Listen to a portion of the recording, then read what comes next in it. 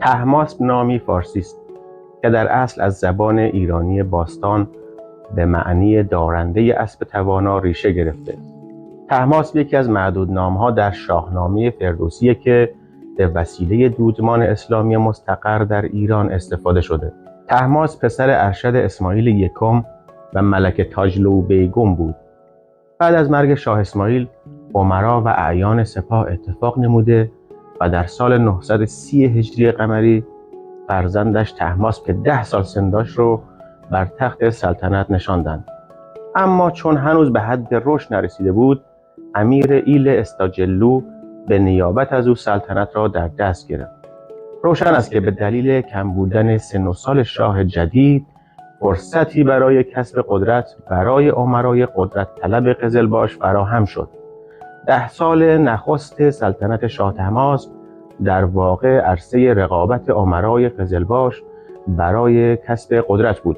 درود دوستان، من ارسلان هستم و منم بهاره. به کانال یوتیوب هیستوریکال خوش اومدید. منابع ما در این ویدیو کتاب‌های تاریخ ایلچی نظامشاه اثر خورشاه ابن قباد حسینی، احسن تواریخ اثر حسن بیک روملو، تاریخ فرهنگی سیاسی معاصر نوشته علی اکبر حصاری، قصص الخاقانی اثر ولی قلی شاملو، سفارتنامه‌های ایران نوشته محمد امین ریاحی، تاریخ عثمانی نوشته اسماعیل حقی اوزنچارشلی، تاریخ سیاسی و اجتماعی ایران در عصر صفوی نوشته مریم میراحمدی، 5 حکومت از صفویه تا پهلوی نوشته عباس اقبال آشتیانی و ایران دخت مرزبان، تاریخ تطبیقی ایران با کشورهای جهان از ماد تا انقراض سلسله پهلوی نوشته عزیزالله بیات، تاریخ روابط خارجی ایران از ابتدای دوران صفویه تا پایان جنگ دوم جهانی نوشته عبدالرضا هوشنگ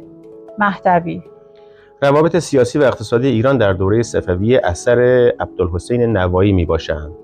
اگر محتوای این کانال رو دوست دارید لطفاً کانال را سابسکرایب کنید و اگر یوتیوبتون فارسیه رو مشترک شوید کلیک کنید. لطفاً ویدیو رو لایک کنید و نظرتون رو هم در کامنت ها برامون بنویسید تا از نقاط قوت و ضعف کارمون آگاه بشیم. راستی ما تا الان 3 ویدیو در مورد دوره صفویه منتشر کردیم که 2 قسمت آن از زمان فیروزشاه زرین کلاه تا زمان تشکیل دولت به دست شاه اسماعیل می باشد. و یک قسمت هم در مورد دوره شاه اسماعیل صفوی منتشر شده و در 4مین قسمت در مورد شاه طهماسب صحبت می کنیم. برای اینکه بتونیم بهتر دوره صفوی رو بشناسیم پیشنهاد می کنم اون 3 ویدیو رو هم تماشا کنیم. حالا بریم سراغ دومین پادشاه صفوی.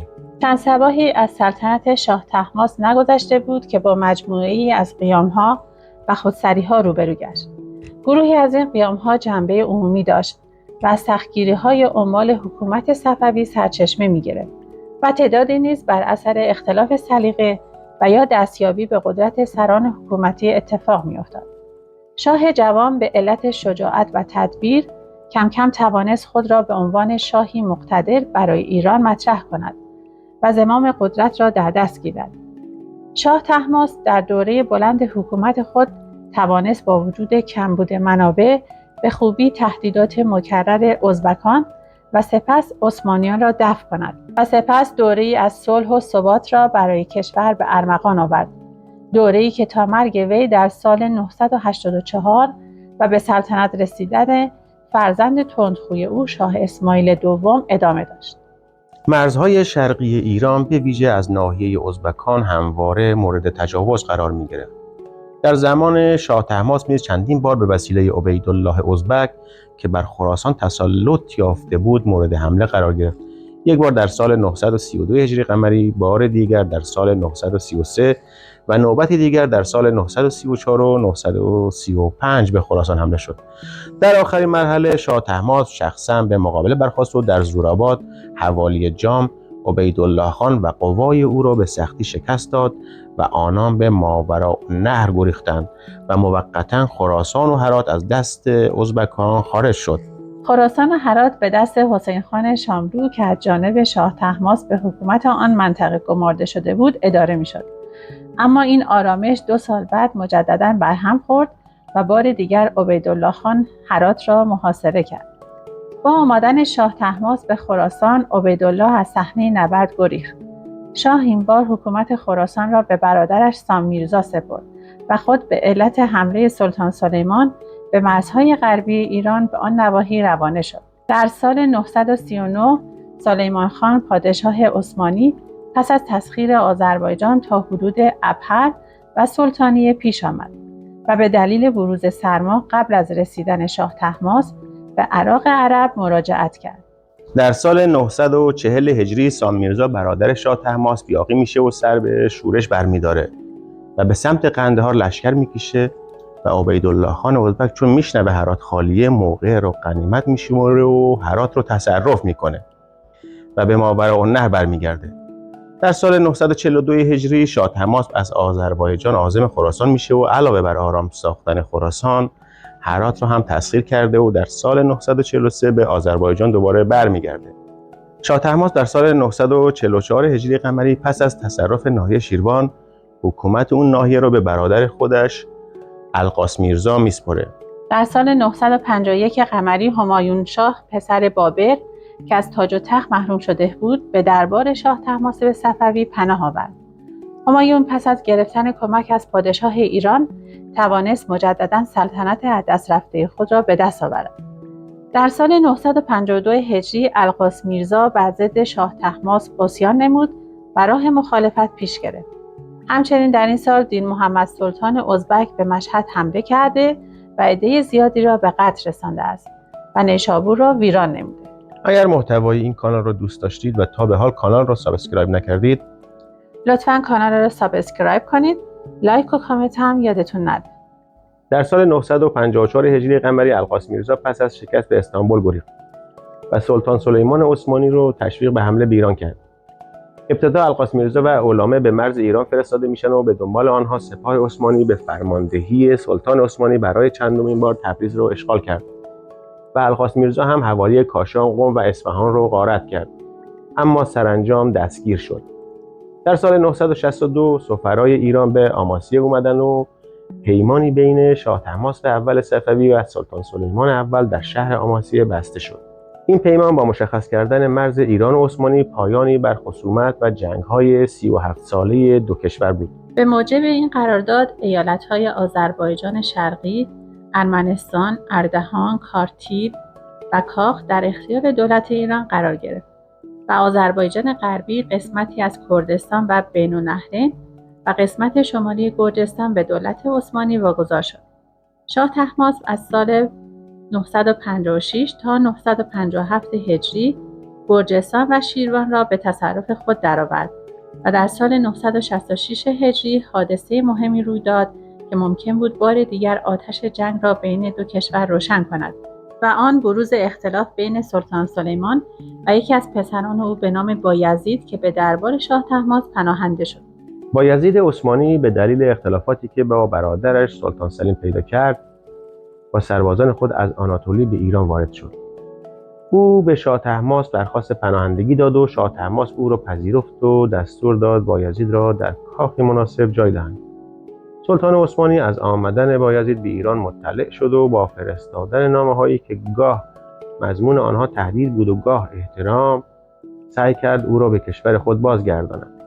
اما نامه‌ها تأثیری بر بایزید نگذاشت و او درخواست سلطان عثمانی را رد کرد. شاه طهماسب از عکس‌العمل بایزید به نامه‌های پدرش سلطان سلیمان احساس خطر کرد و برای اینکه آرامشی که بعد از صلح آماسیه ایجاد شده بود به خطر نیفتد، بایزید و فرزندان او را به مأموران عثمانی تسلیم کرد. همچنین در عصر حاکمیت شاه طهماسب صفوی، همایون شاه هند نیز به دربار ایران پناهنده شد.